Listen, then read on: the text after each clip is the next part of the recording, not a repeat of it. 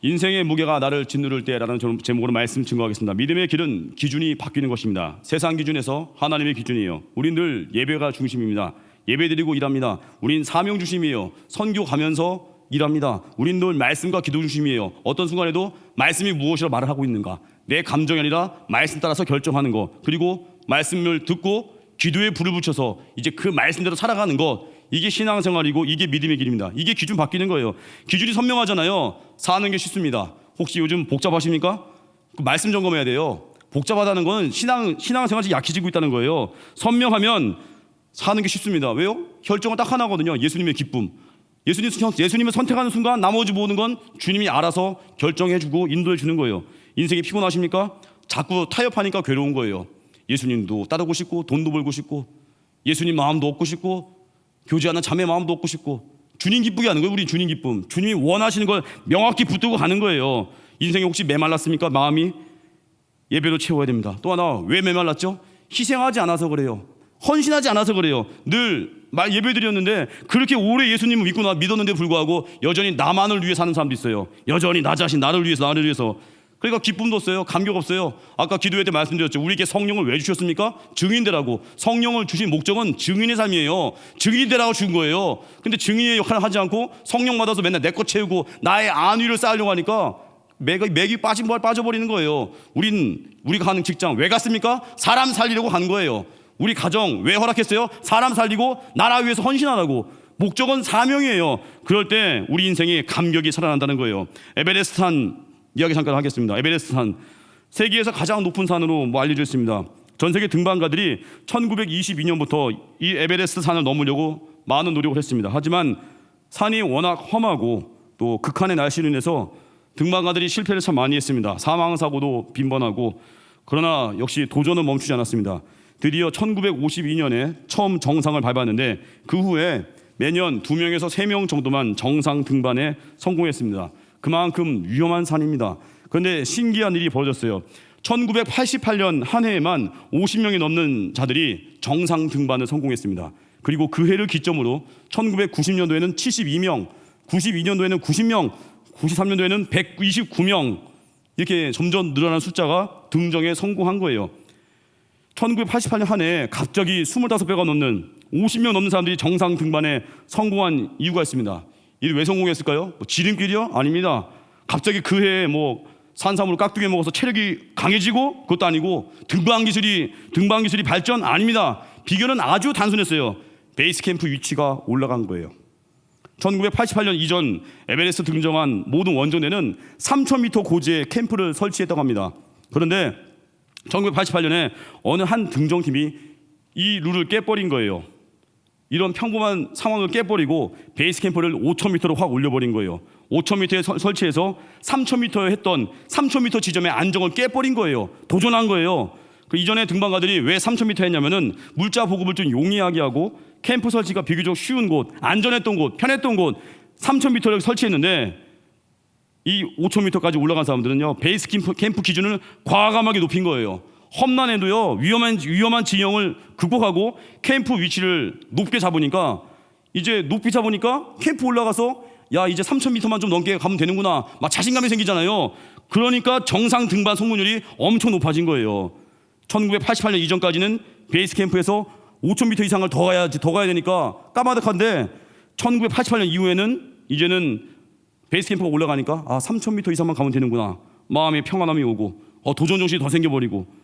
이게 비결이에요. 단순히 베이스 캠프 기준만 높였을 뿐인데 50배가 넘는 성공 모델이 탄생했습니다. 저도 이번에 고성 선교를 마치면서 그런 감사가 많았습니다. 우리 교회가 참 믿음의 수준이 올라갔구나. 예배의 감격이 뜨거워지고, 여러 가지 상황, 안 좋은 상황이 있었지만 하나님 은혜로 정말 극복을 했고, 또 선교지에서 서로 희생하는 모습들 보게 되고, 또 나눔의 스케일이 엄청 커진 걸 봤습니다.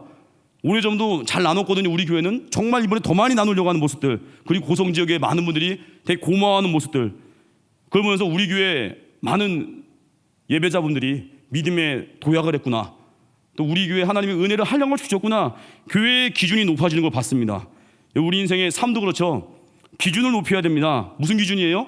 말씀의 기준, 순도 높은 순종, 한 번 순종하면 뭐예요? 방향 바뀌고, 두 번 순종하면 도약하고, 세 번 순종하면 기적을 경험할 수 있는 거. 우리의 믿음의 수준, 순종의 수준을 높이는 거예요. 재정 문제 때문에 흔들리는 분 있습니까? 딱 첫 번째 단추 뭐예요? 온전한 11조. 그거 떼먹는 거 아니에요. 11조 잘하는 방법 뭔지 아십니까? 받는 그날 하는 거예요. 11조. 2주에 있다가 한다고 하면 되게 안 해요. 안 합니다. 원래 순종은 즉각이에요. 11조도 즉각이에요. 즉각. 그날 돈 받아서 그날 하는 거예요. 그날 뭐 계좌이체 하든지 저녁에 교회 오든지 그날 하면요 유혹 없어요. 첫째 날 다 해버리는 거예요. 그리고 빚지지 마시죠. 뭐 대출 받아가지고 집 산다, 대출 받아 사업한다. 빚지면 종됩니다. 빚지면 종되는 길이에요. 다 깨버려야 돼요. 그러니까 빚지지 않는다, 11조 확실하게 한다. 그 두 가지. 또 하나, 우리 삶 가운데 믿음의 용량을 키우고 싶습니까? 믿음의 수위를 높이는 거예요. 주일배 중심으로 살지 않고 이제는 날마다 새벽을 깨워서 그날 은혜 받고 뛰는 거. 새벽기도 한번 개근해 보시죠. 달라질 거요. 낙심의 무게가 오래 못 갑니다. 왜요? 날마다 공급받으니까. 그래서 우리는 축복이 흐르게 하는 거예요. 그래서 우리 고성동교도 보니까 나눔의 스케일이 엄청 커졌어요. 예전에는 각 팀이 모이면 10명, 20명 되잖아요. 많으면 팀에서 이제 자기 지갑을 열어서 베푸는 분들 종종 있었는데, 이제부터 어느 순간부터 고성성교회 스케일이 달라졌어요. 300여 명의 선교대원 간식을 자기가 다 사겠다는 두 분의 집사님이 언제부턴가 계속 고성성교회에 이어지고 있어요. 스케일이 갈라졌어요. 한 팀을 쏘는 게 아니라 내가 한 교회를 간식을 다 먹이겠다고. 뭐예요? 환대의 수준을 확 올려버리는 거예요. 하나님이 그거 메마르게 안 할 거려? 더 주실 거려? 왜요? 하나님 축복의 통로니까. 하나님 우리를 축복의 통로로 쓰시니까. 그리고 우리는 어때요? 믿음의 수준 높이는 거. 사람 가리지 않는 거예요. 내가 좋은 사람만 사귀고 이리저리 가리지 않고, 원수 같은 자 위에도 기도할 수 있는 것, 원수 같은 자도 사랑할 수 있는 거, 거기까지 가보는 거예요. 그럼 묘해요. 원수 같은 자를 사랑하다가 주님 마음이 뜨겁게 느껴져요. 아, 주님이 날 이렇게 사랑했구나.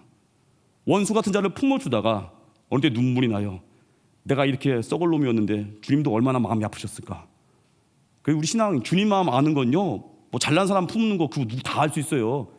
못난 사람, 부족한 사람, 우리가 못났잖아요. 우리가 부족하잖아요. 그럼 우리를 예수님 십자가 달리시면서 죽으시고 부활하신 예수님, 그 예수님의 은혜가 흐르잖아요. 우리도 주님 마음 가지고 달려가는 거예요. 어려운 사람을 향해서, 소외된 사람을 향해서 그를 품고 용서하고 사랑하다가 끌어안다가 내 마음에 불이 붙는 거예요. 이게 믿음의 수준 높이는 거예요. 직장 선택은 안 그렇습니까? 이제는 내가 예전에는 돈을 보고 연봉을 받지만 이제는 어디로 가요? 부르심의 자리, 날 부르시는 자리, 예배할 수 있는 직장. 그죠? 주일날도 막 출근시키고 막 불러대는 직장 거부하십시오. 그냥 딱 거절하고, 난 예배합니다, 난 기준이 예배입니다. 그러면요 직장 선택 의외로 쉬울 거예요. 예배 중심으로 결정하면은 하나님 부르는 자리가 있거든요. 거기 가는 거예요. 연봉 보는 거 아니에요. 회사 직책 보는 거 아니에요. 어느 자리든지 부르심의 자리는 영광의 자리입니다. 그게 믿음의 수준을 높이는 길이에요. 이렇게 수준을 높이잖아요. 우리의 영적인 베이스 캠프를 높이잖아요. 우리 인생의 산을 정복할 것입니다. 시대의 산을 정복할 것입니다. 다윗은 이스라엘의 영적인 베이스 캠프를 높은 곳에 세웠습니다. 이것이 우리의 기준이 되어야 됩니다. 우리는 이렇게 하나님을 이렇게 예배합니다. 이렇게 하나님을 뜨겁게 사랑합니다. 그 예배 기준 높이면 세상이 바뀝니다. 대만 땅도 바뀌고 있잖아요. 우리가 가서 선교했더니 대만 교회도 이제 다른 나라가 선교하고 있잖아요. 교회의 수준이 올라갔죠. 이제 증인의 삶을 사는 교회, 영광스러운 교회. 오늘 본문에서 다윗은 새로운 예배 기준을 보여줍니다. 이스라엘의 영적인 베이스 캠프를 어느 수준까지 올려졌는지 오늘 본문 통해서 살펴보고, 우리 인생의 영적인 베이스 캠프가 다 올라가길 주님으로 축원합니다. 첫 번째예요. 가치에서 방향이 결정된다는 거예요. 본문 말씀 직전에 사무엘하 5장에 보면 다윗이 드디어 온 이스라엘 왕으로 등극했습니다. 예루살렘을 수도로 정한 이후에 그들을 치러 올라온 블레셋을 완전히 제압해서 이제 승리도 쟁취했는데, 앞서서는 사울 왕에 의해서 정치적 탄압도 받았습니다. 다윗은 광야의 피난 생활도 오래 했습니다. 그리고 지난 7년 동안 사울 왕가를 따르던 11지파를 제외한 유다 지파의 왕이었습니다. 그런데 이스라엘 장로들이 모두 다윗에게 나와서 왕이 되어줄 것을 요청했습니다. 그를 추대했습니다. 드디어 다윗이 온 이스라엘의 왕이 된 거예요. 이 정도 되면 이제 어떻습니까? 다윗의 마음이 이제 내가 온 이스라엘의 왕이 됐구나. 다윗의 시대가 열린 거잖아요. 이제 하나님의 약속이 성취되고 다윗의 왕국이 세워졌습니다. 이제 뭐예요? 다윗에게는 자기 증명의 기회가 놓여 있는 거예요. 이제 내 실력을 보여줄까? 자기 증명의 상황에 놓인 거예요. 이스라엘 왕으로서 나를 증명할 수 있는 그 시험대 위에 올라와 있는데, 다윗은 어때요? 자기를 증명하지 않아요. 정치 항복판, 즉 권력 핵심에 있는데, 역사의 무대 중심에 있는데, 인생의 정점에서 자기 증명의 시간 속에서 다윗이 하고자 했던 게 무엇입니까? 가장 중요한 생각했던 건 뭐예요? 하나님을 향한 예배였어요. 하나님을 향한 마음이었어요. 우린 축복받으면은 응답받고 도망가는 사람 있잖아요. 제가 옛날에 용어 만들었죠. 응답받고 튀는 사람들, 응치들. 새벽에 죽어라 결혼 기도하다가 결혼하고 교회 안 나와요. 갑자기 죽어라 직장 기도하다 새벽기도 나오다가 직장하고 새벽기도 안 나와요. 축복받고 튀는 사람들. 왜 그래요? 마음의 중심이 하나님이 아니었어요. 마음의 중심이 예수님의 사람이 제일 담대합니다. 돈이 목적인 사람은요, 교회 와서 돈 없으면 괜히 기죽어요. 나 돈이 없는데요. 그게 뭔 상관이에요? 건강이 목적인 사람은요, 괜히 코로나 때 건강가 위험하면요, 교회도 못 와요. 병원은 그렇게 많이 가고. 물론 이해는 돼요. 아프니까 가겠지만 내 중심이 하나님이거든요. 내 중심이 예수님이거든요. 우리 인생에 고난이 올 때 있습니다. 세상 사람들은요, 고난이 그에게 가치를 만듭니다. 돈에 너무 찌들려서 눌린 사람들은요, 어려서 돈에 힘들었던 사람들은요, 커서도 돈이 최고야. 돈이 그 사람의 가치가 돼버렸어요. 학력에 컴플렉스 있는 사람들, 어려서 옛날 어르신 세대들 돈 없어서 대학도 못 가고 할 때 나중에 갑자기 그 학력 컴플렉스 이기려고 나이 들어서 막 학위 따려고 애쓰고, 고난이 가치를 만들어 버려요. 또 가정에서 어려움 당한 분들 있어요. 가정에서 지원받지 못했던 사람들, 어려서 힘들었던 사람들, 오로지 가정이 최고야. 가정. 그러니까 애를 가정에 맨날 묶어놔 버려요. 어디 나가면 괜히 걱정하고. 왜 그래요? 세상 사람들은요, 고난이 그들에게 가치를 만들고 있어요. 하지만 믿음의 사람은요, 말씀에서 가치가 완성되는 거예요. 믿음의 사람은 고난 때문에 가치 완성하는 거 아니라, 믿음의 사람은 말씀에서 가치가 나와요. 환경이 아닙니다. 예배의 기준이에요. 다윗의 인생 힘들었지만 고난 중에 썩지 않았어요. 왜요? 예배자였거든요. 기도자였거든요. 다윗이 왕이 되고 가장 먼저 한 일이 무엇입니까? 이스라엘에서 성별에서 뽑은 3만의 사람들과 자기와 함께하는 모든 사람과 더불어 바알레 유다로 향했습니다. 무엇을 위해요? 하나님의 궤를 예루살렘 중심으로 메어오기 위함이에요. 읽지 않았지만 오늘 사무엘하 6장 1, 2절 보니까 다윗이 이스라엘에서 뽑은 무리 3만 명을 다시 모으고, 다윗이 일어나 자기와 함께 있는 모든 사람과 더불어 바알레 유다로 가서 거기서 하나님의 궤를 메어오려 하니, 그 궤는 그룹들 사이에 좌정하신 만군의 여호와 이름으로 불리는 것이라. 자기 왕권 강화를 위한 그 무엇을 하기 전에 그가 선택한 게 뭐예요? 다윗은 법궤를 모시는 거였어요. 인생의 결정적인 순간에 그의 시선 끝에는, 그의 마음은 오직 하나님의 영광. 이번에도 어느 가정과 한번 식사한 적이 있었어요, 최근에. 그 가정도 이렇게 어렵게 자녀가 생겼잖아요. 자녀가 너무 어렵게 생겼고, 늦게 얻은 자녀니까 귀하잖아요. 천일째 되는 날을 또 기념일이 또 있나 봐요. 우리 아기가 태어난 지 천일째 되는 날. 기념일을 성대하게 할까 하다가 그 아내분이 참 신앙이 좋았어요. 남편에게 그러다는 거예요. 우리 기념일 할 비용으로, 그래봤자 기념일 큰 비용은 아니었지만 그래도 몇십만 원 정도 드나 봐요. 그 비용을 하나님께 감사 헌금합시다. 잔치 안 하고 감사 헌금했대요. 그 마음에 뭐가 흐르고 있어요? 하나님의 은혜가 흐르는 거죠. 하나님이 주셨으니까 주신 분을 생각하는 거예요. 우리는 되게 복을 받으면 복을 묵상할 때 많은데, 어디까지 가야 돼요? 복 주신 분을 묵상하는 거, 복 주신 분을 떠나지 않는 거, 그게 신앙의 깊이입니다. 이게 바로 다윗이 하나님 마음에 합한 자라고 불린 이유예요. 다윗은 복 주신 분을 늘 기억했어요. 그의 마음에 이스라엘 뇌리에서 오랫동안 기억되지 않은 곳을 향해서 다윗의 마음이 향해 있었어요. 모든 이들에게 잊혀진 가치, 이스라엘의 진정한 왕의 현존을 상징했던 여호와의 언약궤, 다윗의 마음이 거기 있던 거예요. 언약궤 중심을 삶은 살아있는 이스라엘의 신앙 고백이자 그들의 영적 질서입니다. 그런데 이스라엘은 타락해가지고 이 거룩한 상징을 가지고 어떤 마술적인 마스코트처럼 전쟁에 끌고 다녀요. 이것이 마치 승리를 이기게 해준 부적같이.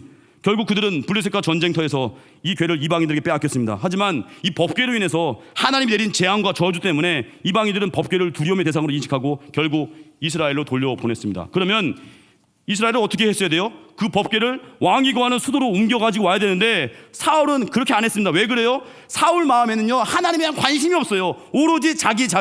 그러니까 맨날 우울하고 맨날 비교하고. 이스라엘의 진정한 왕은 여호와 하나님이시라는 본질을 너무 잃은 지 오래됐습니다. 사울이 온 이스라엘 왕으로 즉위한 다음에 그가 한 일은요, 자기 존재 증명 위해서 불필요한 전쟁에 버리는 거예요. 다 자기 증명. 우리 시대도 그럴 수 있어요. 이 땅에 태어난 목적이 예배하기 위함이거든요. 이 땅에 태어난 목적은 전도하기 위함이거든요. 근데 태어나가지고 고작 하는 일이 나의 만족, 나의 안위, 나의 재정, 나의 학력, 거기까지 가. 그게 무슨 신앙이냐. 그게 하나님을 높이는 인생이 돼야 되거든요. 다윗은 예루살렘을 수도로 정한 후에 가장 먼저 유다 변방 아비나답의 집에 50년간 방치된 하나님의 법궤를 그 나라의 심장에, 통치의 중심부에 모셔오고자 한 거예요. 이 법궤 행렬이 이스라엘의 진정한 통치자가 누구인지 선포하는 예배였습니다. 여러분, 우리 인생의 가치는 예배입니다. 예배에서 모든 가치, 모든 영적인 무게가 나오는 거예요. 예배 잘 들어보시죠. 우리에게 영적인 권위가 생깁니다. 예배의 은혜를 받아보시죠. 우리에게 가치가 생겨요. 그 누구도 무시할 수 없는 하나님의 눈이 생기는 거예요. 제가 일전에도 말씀드렸죠. 우리 인생의 가치는요, 늘 공격을 받거든요. 토미 스테니가 쓴 하나님의 관점이란 책, 거기 보면은 욥기에서 사탄이 처음으로 손댄 건요, 욥의 자녀가 아니라는 거예요. 소와 양을 포함한 가축을 사탄이 처음 친 거예요. 왜 그래요? 구약 문화에서 예배할 수 있는 능력을 제거해 버린 거예요. 예배 능력을 제거한 후에 사탄은 욥의 인생을 계속 건드릴 수 있었던 거예요. 우리 인생 다 얻은 것 같은데, 뭐 취업도 되고 결혼도 되고 다 얻은 것 같은데 예배 떠났습니까? 예배가 약화됐습니까? 그 인생 위기의 위기. 마귀는요, 너 다 해라, 대신 예배만 드리지 마. 마귀는 막 공격을 해요. 마귀는 막 바쁘게 만들어서 기도 못하게 하고요. 어떤 사람은 기도할 시간 없을 만큼 일하는 사람이 있어요. 이거 범죄예요, 범죄. 왜요? 왜 기도할 시간 없이 일하는 게 범죄예요? 기도 안 하면 결국 죄악으로 가거든요. 인간은요, 죄악을 이기기 힘이 없습니다. 인간은 시기심 못 이겨요. 인간은 욕심 못 이겨요. 인간은 질투 못 이겨요. 다 은혜 받아야만 이기거든요. 은혜 받은 사람만이 다른 사람 축복할 수 있고요. 은혜 받은 사람만이 사랑할 수 있고요. 근데 마귀는 그 은혜의 통로를 막아버려요. 너 딴 거 다 해. 하지만 기도만 하지 마. 그게 마귀 장난질이거든요. 또 하나 뭐예요? 마귀는 늘 남과 비교하게 해요. 내게 주신 은혜에 집중하는 거, 이게 예배자에게 준 축복이에요. 우리 남과 비교할 거 없어요. 내게 주신 은혜. 그러면 어때요? 내게 주신 은혜가 너무 귀하니까 이제는 다른 사람 볼 때 기꺼이 칭찬할 수 있습니다. 인생의 행복의 80%는요, 남과 비교만 안 해도 온대요. 최근에 누군가 칭찬해 본 적 있습니까? 나는 최근 6개월 동안 아무도 칭찬 안 해봤고 오직 칭찬만 들어봤어. 그 영성 한번 생각해 보십시오. 다른 사람에 대해 즐거워하고 있는지. 맨날 그 마음속에 그 굽어진 마음이 시기하고 질투하고, 그러니까 은혜가 클 수 없는 겁니다. 그 우리 마귀가 뭘 공격해요? 또 모이지 말라고 합니다. 비대면 예배 익숙해지게 만들고, 물론 확진되거나 부득이할 때 못 올 수 있죠. 몸이 너무 아파가지고 병원 입원해서 못 올 수 있지만, 그분들에게 주는 은혜의 통로가 비대면 예배지만 우리는 와야 되는 거 아니에요? 와서 모여서 예배하는 거. 모여서 예배.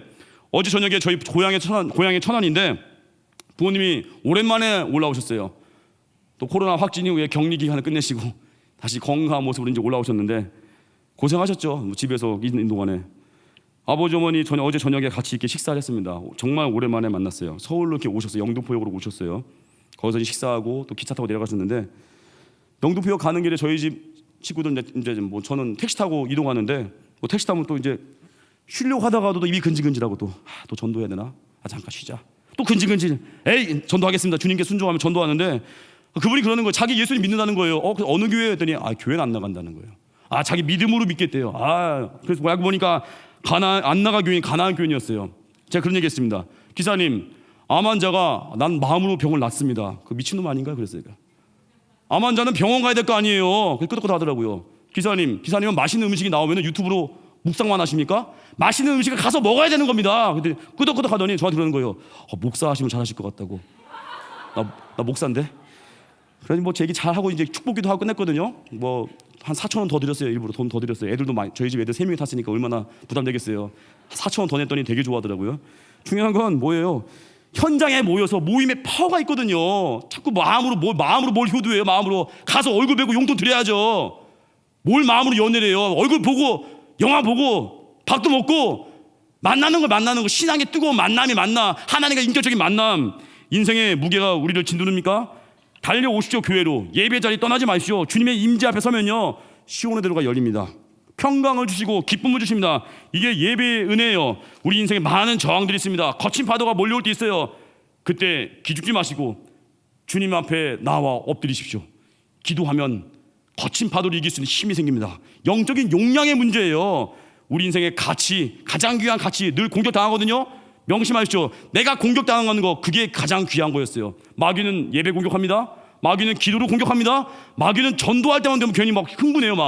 전도하라는 얘기예요. 그게 귀하다는 거예요. 마귀의 모든 공격을 가지고, 가장 귀한 게 예배였구나. 모든 가치에 대해서 완전 십자가 은혜로 가치에 생명 걸고 악한 마귀의 관계를 멸하는 믿음의 종들 되기를 바랍니다. 두 번째예요. 간절함이 장애물을 뚫고 간다는 거예요. 13절에서 15절까지 사무엘사 오늘 본문 13절 15절까지 같이 읽겠습니다. 시작.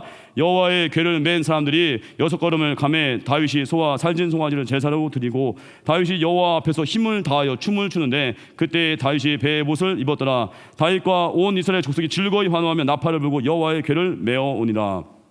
다윗의 행렬이 시작됐습니다. 이 시작은요 어떻습니까? 설레임과 기대일까요? 아닙니다. 앞서 보면 3만의 무리 동원하고 또 비파와 수금도 모든 악기를 동원해서 찬양하면서 법궤를 모셔오고자 했던 다윗의 마음이요 나곤의 타작마당에서 일어난 우사의 죽음 통해서 크게 좌절되었습니다. 다윗이 얼마나 두려웠겠습니까? 얼마나 당황했겠습니까? 한편은 하나님께 서운했을 거예요. 이스라엘 모든 백성 보는 앞에서 보란듯이 다윗이 하나님께 드린 예배가 거절되었던 사건이거든요. 우리 삶 속에 이런 충돌을 맞이할 때 있습니다. 영광스러운 목적을 향해 하는 여정 속에 우리를 가로막는 장벽이 있을 수가 있어요. 우리 동기가 아무리 선한 것이라 할지라도 장벽이 우리를 막을 수 있고 우리를 좌절시킬 수 있는데 이 장벽 앞에서 우리의 마음속에 있는 간절함의 크기가 나타납니다. 이 장벽이 우리를 좌절시킬 것인가 아니면 우리의 간절함 속에서 그 장벽을 뛰어넘을 것인가. 마지막 강의로 유명한 랜디 포시 교수가 자기 아들에게 남긴 글입니다. 그 교수님이 이렇게 얘기했어요. 아들아, 너의 인생을 살 때 어떤 벽에 부딪힐 때 그 벽은 너를 막기 위한 것이 아니다. 그 벽은 그것을 간절히 원하지 않는 다른 사람들을 막아주기 위한 것이다. 너를 그곳에 들어가게 하기 위해서. 간절함이 있는 사람을 그곳에 통과시켜 주려고 장애물이 있다는 거예요. 좁은 길이 그렇지 않습니까? 좁은 길. 마태복음 7장 13, 14절 보면 좁은 문으로 들어가라. 멸망으로 인도하는 문은 크고 그 길이 넓어 그리로 들어가는 자가 많고 세상의 길이 넓은 길이에요. 그리고 14절 생명으로 인도하는 문 좁은 문이죠. 좁고 길이 허착하여 찾는 자가 적음이라. 찾는 자가 적대. 이 얘기 뭐냐면은 이 교수님 강의 연결되면은 우리 인생에 좁은 문이 장애물이 있거든요. 사람들이 안 가요. 힘드니까. 헤브론 산지 그 험한 산지 누가 좋아하겠어요. 갈렙이나 원하지. 험하고 어려우니까 안 가려고 하니까 믿음의 사람들에게 그게 뭐가 돼요? 기회의 땅. 우린 간절함이 있잖아요. 우린 영혼을 건지고 싶잖아요. 우린 부르신 대로 살고 싶잖아요. 그래서 믿는 자에게 장애물들은요, 인생의 장애물은요, 내게 있는 간절함을 확인하는 것과 동시에 내겐 기회의 땅이 되는 거예요. 그래서 우리 하나님에 대한 간절함이 있습니까? 그러면은 부르신 자리에 갈 때 기회는 계속 열릴 거예요. 왜요? 세상 사람들은 안정적인 거 좋아하거든요. 세상 사람들은 평안한 거 좋아하거든요. 그게 죽는 길인지 모르고. 믿음의 사람들은 불편해도 신앙의 길 갑니다. 믿음의 사람들은 불편해도 좁은 길 갑니다. 그래서 장애물이 오히려 간절하지 않은 사람들을 막아주고 우리가 그 길 가는 거예요. 우리 그래서 선교지 갈 때마다 어려운 데 가잖아요. 왜요? 어려우니까 쉽게 포기하는 사람들 안 가요. 근데 우린 갑니다. 왜요? 사명이니까. 그래서 어려운 데 가서 고성 땅 가서 전도하고 인도 제일 못 사는 비아르 땅 가서 가장 못 사는 지역 가서 전도하고 사람들 안 가잖아요. 그러니까 우린 기회죠. 아시겠죠? 장벽이 왜 존재해요? 간절하지 않은 사람들을 막아주고 간절한 자들을 보내기 위한 기회의 통로. 그게 장애물인 거예요. 그게 장벽이라는 거예요. 우리 인생에 장벽이 올 때마다 눌리지 마시죠. 간절한 자에게는 그게 기회입니다. 하나님에 대한 간절함이 있잖아요. 그러면 내려놓음을 경험할 수 있어요. 자유로움을 경험하고 하나님 말고 다른 거 거기 묶이지 않습니다. 돈에 묶이지 않습니다. 건강에 묶이지 않습니다.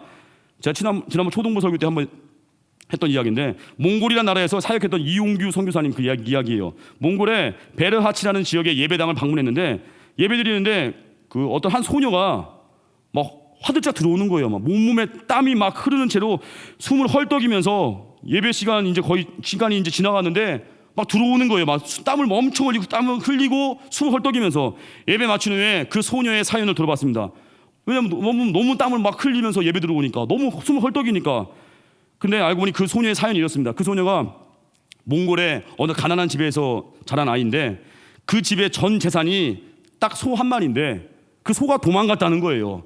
그 소녀가 집안의 전 재산이 소니까 그 소를 잡으려고 땀날 때까지 뛴 거예요. 우리 집의 전 재산이니까. 그런데 갑자기 시계를 보니까 예배 시간이 돼버리는 거예요. 집안의 전 재산이 소를 찾아다니다가 실컷 땀 빼고 예배 시간이네 하고 어때요? 우리 같으면 끝까지 소를 찾는 사람도 있을 거 아니에요. 근데 그 소녀는 소를 포기하고 예배당에 달려온 거예요. 달려왔더니 땀이 흠뻑 젖고 소를 포기한 거죠. 왜 그래요? 그 소녀에게 적어도 집안의 전 재산보다 예배가 귀한 거였어요. 예배 후에 결국 이 소녀의 이야기 들은 많은 사람들이 소를 찾기 위해서 기도했는데 또 소가 또 왔대요. 되게 응답이 돼가지고 참 신기한 소인데 소가 교회 앞에 또 와 있더래요. 자기가 나 불렀어요. 말은 안 했겠지만 이게 예배에 대한 감격이에요. 저도 이렇게 실수 같지만 저도 이렇게 새벽에 일찍 일어나거든요. 저 당연히 와야 되죠. 제가 새벽에 안 오겠습니까? 당연히 와야지.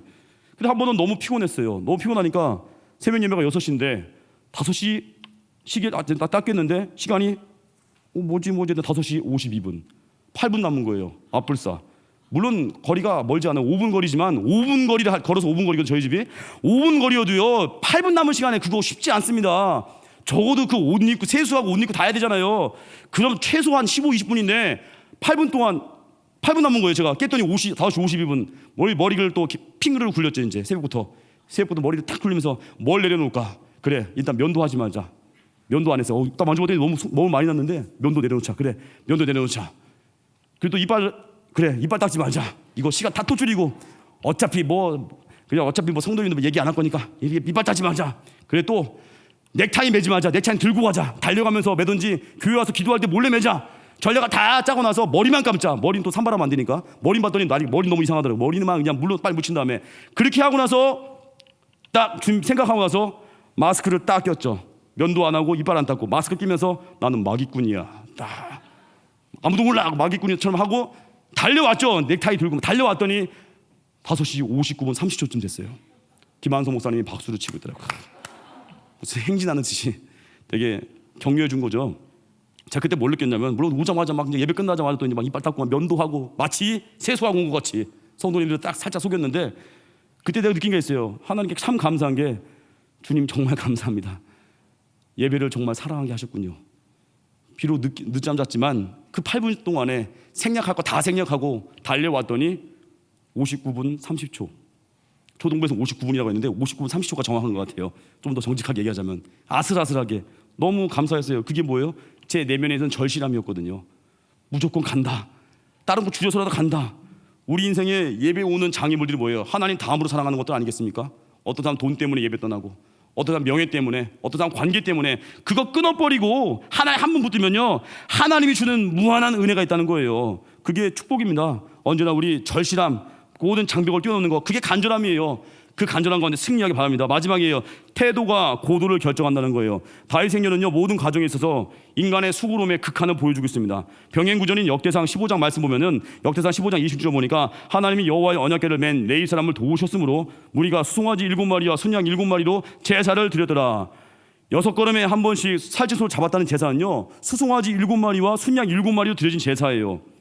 한마디로 다윗의 6걸음은요 낭만이 아니었습니다. 히브리 숫자 6은요 인간의 수예요. 숫자 7은 하나님의 수예요. 하나님의 수는 안식과 완성. 6이라는 숫자는요 수고와 노동을 의미한 숫자예요. 다윗이 6걸음 걷고 살찌소 잡았다는 건요 모든 수고와 최선을 다한 후에 하나님의 완성을 기대한 거예요. 한마디로 꿈에 대한 대가를 치르는 믿음, 희생할 줄 아는 믿음, 그게 다윗의 믿음이었어요. 유행을 바라지 않는 믿음, 과정 속에서 행복을 경험하는 거예요. 우리 인생도 그렇습니다. 뭐 결혼하거나 뭐 직장 얻거나 처음부터 너무 좋은 조건이면요 나중에 재미가 없어요. 처음엔 좀 고생할 수 있습니다. 고생하다가 점점 나아지는 거. 군대 생활 안 그래요? 일병 때부터 침상에 누워있으면 아무 재미 없어요. 일병 때 좀 뛰어다녀야 돼요. 고생 좀 해야 돼요. 일병 달 때 너무 좋아요. 일병도 고생하거든요. 일병 지나 상병 달 때 또 좋아요. 좋아진다. 병장 되면 어때요? 이제 누울 수 있구나. 점점 좋아지고 병장 끝날 때쯤에 이제 그 땅을 마치는 이제 제대하는 날. 우리 인생 그런 거예요. 처음에 힘들지만 일병의 고생이 있기 때문에 병장의 즐거움이 있고요. 일병 때 헌신이 있으니까 병장의 여유가 있고 제대의 기쁨이 있는 거예요. 이따 살 때 처음부터 너무 좋은 거 따지지 마십시오. 처음에 힘들 수 있습니다. 어려울 수 있습니다. 하지만 과정 속에서 내가 치렀던 희생의 눈물들 주님이 갚아주십니다. 일본 경영의 신 마스다 무네 아키 그분의 저서에 보면은 경영 원칙들에 대한 설명이 있거든요. 근데 이분 여기 얘기해요. 2호점들이 우리 뭐 창업할 때 1호점, 2호점 있잖아요. 2호점이 실패한 이유에 대해 말합니다. 2호점이 왜 실패하냐면은 1호점의 큰 성공 뒤에 우리가 2호점을 내는데 2호점이 이상하게 실패할 때가 많다는 거예요. 그 마스다가 말합니다. 2호점의 경우는요 이렇다는 거예요. 고객의 기분으로 매장을 만드는 과정을 그런 걸 원래 1호점 밟잖아요. 1호점은 광야에서부터 시작하잖아요. 고객이 무엇을 원하는지 하나하나 밟아가면서 고객의 니드를 계속 연구하면서 1호점이 됐는데 2호점은 그런 건 생각 안 하고 1호점이 한 것만 그대로 그냥 따라하는 거예요. 그냥 외관만 따라하는 거예요. 본질은 놓쳐버린 채 겉모양만 따라하니까 2호점 냈다가 실패한다는 거예요. 프로그램만 따라하면 되는 줄 알고 본질을 따라야 되거든요. 고객의 입장에 다가서는 노력, 그런 걸 치밀하게 보고 니들을 볼 줄 아는 거, 그리고 발품 파는 거 하나하나 해야 되는데 이호점이 되는 순간 어때요? 과거의 성공 경험에 기대니까 그걸 안 한다는 거예요. 우리도 그렇습니다. 우리 선교 많이 가잖아요. 선교 때 항상 장애가 되는 게 뭐예요? 과거의 승리 경험들. 다시 또 새로 시작해야 돼요. 다시 또 기도해야 돼요. 왜 우리 인생에 새벽 예배가 왜 중요합니까? 예배는 이래요. 날마다 만나가 있거든요. 날마다 주는 은혜가 있거든요. 새벽 예배는 그날 받은 은혜를 먹고 달려가는 거예요. 근데 어리석은 자는 하루에 은혜 왕창 맞고 내가 일주일 살겠다? 그거 그렇게 신앙하면요 오래 못 갑니다. 날마다 은혜 받는 거예요. 날마다 나의 삶을 다시 제로로 만들고 다시 은혜로 채우는 거예요. 날마다 신앙생활. 우리 인생에 그래서 영적인 2호점 만들 수 있는 거예요. 그게 아시겠습니까? 계속 본질을 추구하니까 월요일도 승리, 화요일도 승리, 수요일도 승리, 계속 승리할 수 있는 비결이 뭐예요? 날마다의 신앙, 날마다 본질 붙드는 거. 다윗의 예배가 그렇습니다. 다윗의 예배는 6걸음마다 0점이 존재했습니다. 6걸음 멈추고 6걸음을 걷고 멈췄습니다. 그리고 살찐소 잡았습니다. 또다시 6걸음을 가고 멈췄습니다. 또다시 살찐소 잡아서 제사 드렸습니다. 이 과정은 뭐예요? 결코 이전의 과정에 기대어 설 수 없는 거예요. 그래서 치열했고, 그래서 고됐고, 그러나 행복했습니다. 우리 어떻게 살아야겠습니까? 날마다의 예배드리는 삶, 날마다 전도하는 삶, 그게 축복이에요. 날마다 희생할 줄 아는 거. 그래서 교회도 그렇습니다. 뭐 교회 우리 교회 300명 정도, 300여 명 이상 선교 가잖아요. 카피한다고 되는 게 아닙니다. 우리 교회 선교의 이 힘이 어디서 와요? 이 담임 목사님 통해 주시는 새벽의 말씀, 담임 목사님 통해 주시는 주일 예배 강력한 말씀의 은혜가 임해서 예배 은혜 받은 자들이 선교를 결단하고 가는 거예요. 이 뿌리를 볼 줄 알아야 됩니다. 말씀의 은혜 받은 자들이 결단하는 거거든요. 우리 인생 본질을 카피해. 본질이 뭐예요? 기도. 본질이 뭐예요? 희생의 제사. 본질이 뭐예요? 눈물의 야성. 그게 파워입니다. 그래서 우리 이렇게 말씀 붙들고 결국 어디까지 가야 돼요? 우리의 베이스 캠프는 높이고 태도의 절정. 태도는 낮아짐이에요. 낮은 자리까지. 요한복음 13장 보면 예수님이 이 땅에서 보여주신 마지막 모습을 보여줍니다. 6월절 마지막 만찬 잡수시고 제자들의 발을 씻기셨습니다. 아주 파격적이에요. 원래는 종이 주인의 발을 씻겨야 되는데 스승이 제자들의 발을 씻겼습니다. 아주 놀라운 일인데 발 닦아준다는 건 이거예요. 허물과 추함까지도 사랑한다는 거예요. 가장 낮은 자가 된다는 거예요. 섬긴다는 거예요.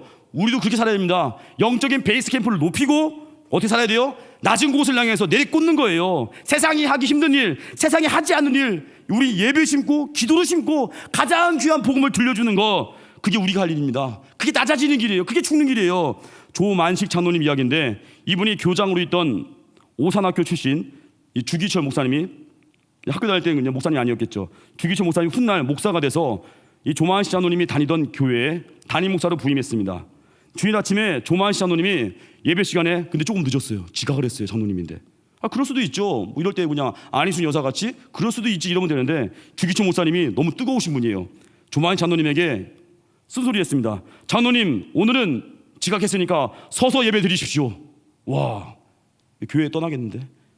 요즘 시대에 뭐 이렇게 해야 난리 나겠죠. 이 주기철 목사님이 장로님에게 장로님, 오늘은 서서 예배 드리세요. 말이 안 되지 않습니까? 이렇게 호통쳤다는 거예요. 근데 예배 후에 주기철 목사님이 이제 서서 예배드린 조만식 장로님에게 기도하라고 했습니다.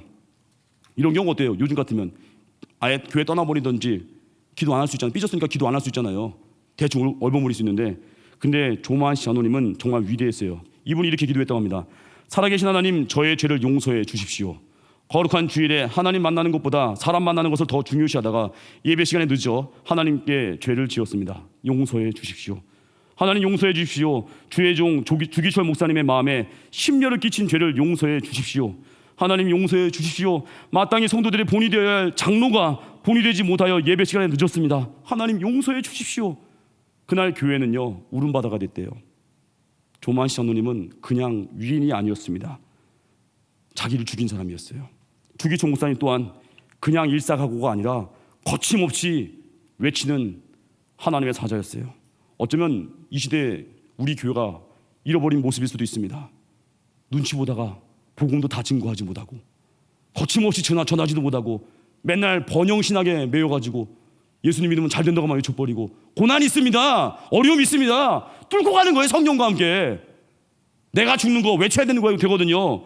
내가 죽는 길은요 가장 인건비 들지 않고 칭찬받을 수 있어요. 왜요? 자아의 죽음은요 그 자리 줄 하나님 위로가 있어요. 이 얘기만 하고 마치겠습니다. 이것도 좀 부끄러운 얘기 중에 하나인데, 부끄러운 것도 아니지만 몇 년 전에 성탄 구제 사역을 이렇게 경험했습니다. 성탄 구제 사역 가면 어떻습니까? 이제 오래전인데 성탄 구제 사역 독거노인 방문 사역을 했거든요. 저는 이제 어느 우리 교회 장년팀 4-5분 어르신들이 있는 곳에 가서, 어르신이라면 또 상처받으니까 내 장년팀의 형제자매님들과 같이 자 성탄 구제 사역 갔습니다. 근데 제가 합류하니까 그 구제 사역 팀으로 가시는 분들이 중에 한 분 남자 집사님이 제가 합류하니까 깜짝 놀라는 거예요. 이러는 거예요. 그때 제가 전도사였는데, 전도사님이 오늘 오면은 내가 설교 못 하겠네 이러는 거 갑자기. 그 얘기 뭐예요? 설교를 3편을 준비해 놓으신 거예요. 집사님이 대단한 준비성. 그래서 설교 준비하려고 했는데 제가 딱 나타나는 순간에 전도사님 오니까 나 설교 못 하겠네. 하고 약간 무슨 설교를 저보고 하는 얘기인지 말하는지 헷갈렸는데 제가 어떻게 했을까요? 그날 설교 안 했어요. 안 하고 그때 독거노인 방문 3군데 했거든요. 제가 그 장년팀 분들 모시고 제가 거의 거기서 그 설교 준비하신 집사님을 거의 당회장님으로 모시고 제가 부교육자 같이 했어요. 오픈 이벤트 날리고 이번에 세교에서 모셔오신 훌륭한 집사님 여기 계십니다. 말씀을 들려주실 겁니다. 막 계속 저를 낮추고 설교 안 했어요. 막 계속 높여드리고 그러고 나서 3번 설교 다 잘하시더라고요. 어떻게 단교치기 다 하시더라고요. 어떻게 준비하셨는지. 설교 기회 안 드렸으면 큰일 날 뻔했어요. 다 하시고 이제 복귀하는데 차 안에서 함께 독거노인 방문 사역했던 그 선교팀의 그 집사님 중에 한 분이 그러는 거예요. 여자 집사님께서 그러는 거예요. 민조도사님 존경합니다. 민조도사님 존경합니다. 그래서 이상했어요. 나 한 것도 없는데 왜 그럴까 했더니 제가 아무것도 안 하는 거에 대해 감동받은 거예요. 제가 할 줄 알고 민조도사님이 설교 변비니까 설교 다 하겠지 그렇게 생각했는데 제가 안 하니까 오히려 거기 감동받은 거래요. 전 그때 하나님께 참 감사한 게 뭐냐면은 한 영혼, 준비한 영혼을 위해서 제가 오히려 안 하고 내려놓고 그분을 높였더니 하나님이 다시 세워주던데요. 저 그때 느낀 바가 있어요. 야, 자아가 죽는 거는 진짜 인건비 안 들고 존경받는 거구나. 아무것도 안 했잖아요. 근데 존경받고 나 너무 놀랐어요. 야, 이제부터 죽는 길 걸어야겠구나. 내가 죽으면 되는구나. 그놈의 원수는 나였구나.